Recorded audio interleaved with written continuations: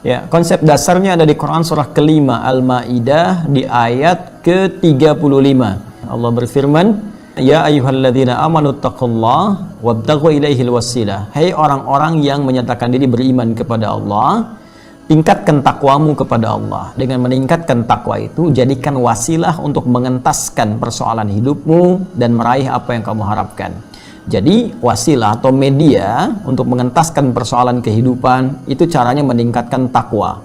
Karena itu penegasannya disebutkan di Quran surah ke-65 di akhir ayat yang kedua, di awal ayat yang ketiga. Wa may yattaqillaha yaj'al lahu makhraja. Siapa yang mampu meningkatkan takwanya kepada Allah, maka Allah akan berkenan memberikan jalan keluar, solusi, mengentaskan kesulitannya.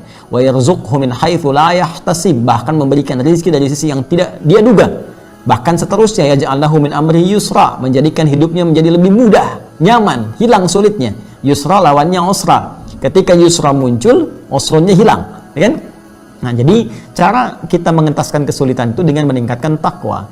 Takwa, cara meningkatkannya banyak amalannya. Ya, kita ambil misalnya kaidah takwa. Takwa itu setidaknya ada 115 kali paparan dalam Al-Quran.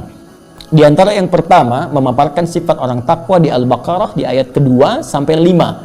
Dzalikal kitabu la raiba fihi hudal lil muttaqin. Semua isi Al-Quran jangan pernah diragukan, menjadi petunjuk bagi orang takwa. Siapa orang takwa? Apa amalannya? Ayat 3. Alladzina yu'minuna bil ghaib, yaitu orang yang sering mengupdate imannya, diupgrade.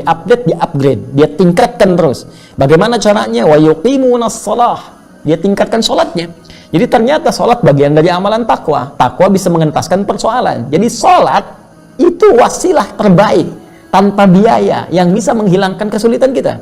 Karena itu panggilan pertama sholat, panggilan mengentaskan kesulitan. Buka Quran surah kedua ayat ke-45. Ya, wasta'inu bis sabri was shalah. Kalau engkau punya persoalan, maka terima dulu dengan sabar masalah itu, karena yang lain pun punya masalah. Kamu akan sukses. Setelah itu was shalah, minta solusinya lewat sholat. Karena itu dalam semua bacaan sholat isinya doa semua. Bahkan boleh kita meminta dalam sujud. Ya, walau dalam sholat fardu saya memilih tidak dilafadzkan, dalam hati kita minta. Ya, iman kita dipertaruhkan. Al-Baqarah ayat 153, ya, ayat 153. Ya ayyuhalladzina amanu ista'inu bis-sabri was-shalah. Hei, kalau kamu nggak yakin iman kamu di mana, kata Allah. Hei orang beriman, terima persoalan dengan sabar, minta solusi lewat salat. Karena itu kita minta, iyyaka na'budu wa iyyaka nasta'in. Ya Allah, aku sekarang ibadah salat, aku sekarang punya masalah, aku minta solusi ya Allah. Maka lihat hadis qudsi jawabannya. Hadza baini wa baina 'abdi wa li 'abdi masal. Kata Allah, ini perjanjian antara aku dengan hamba-Aku. Kalau hamba-Aku benar salatnya, aku tuntaskan, aku berikan semua permohonannya. Satu salat. Dan salatnya bentuknya jama' di situ, teman-teman sekalian. Ya, bentuk mufrad yang bermakna jama'. Wa yuqimunas shalah. Alif lam shad lam wawu ta marbutah. Ya. Ya, kalau bentuknya jama' dalam konteks luas artinya bukan fardu saja. Mulai tahajudnya kerjakan. Konsisten tahajud, teman-teman. Itu Allah berjanji, dengan Anda menunaikan tahajud diberikan 4 hal. Salah satunya dientaskan dari segala kesulitan. Ya, Quran surah ke-17 ayat 79 sampai 81. Wa minal laili fatahajjad bihi nafilatan laka, ya, asa ayyab'atsaka rabbuka maqaman mahmuda. Allah angkat nanti karir Anda. Ya, wa rabbi adkhilni mudkhala sidqin, dibimbing mengawali pekerjaan. Wa akhrijni mukhrajas sidqin, dibimbing mengentaskan kesulitan. Wa ja'alni min ladunka sultanan nasira, dilindungi kalau ada orang yang ingin sengaja menjahili Anda dalam pekerjaan. Ya, di salat. Wa mimma razaqnahum yunfiqun, infak. Karena itu tadi ada redaksi. Ya, infak, bersedekah dalam konteks dengan harta bisa mengentaskan kesulitan. Bisa. Ada teorinya itu. Ya, bahkan ada keterangan-keterangan yang disampaikan dari ulama bersanad kepada Rasulullah sallallahu alaihi wasallam. Walladzina yu'minuna bima unzila ilaik. Interaksi dengan Al-Qur'an.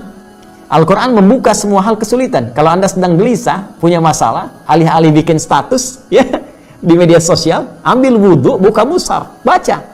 Itu saat baca minimal Allah tanamkan ketenangan dalam jiwa. Sehingga dengan tenang itu kesulitan mudah untuk dientaskan. Jadi bisa dengan sholat, ya, bisa dengan infak, sedekah kalau ada harta, bisa juga dengan Al-Quran, menghafal Al-Quran, memahami, membaca, diikhtiarkan untuk mendapatkan solusi dari Allah Subhanahu wa Ta'ala.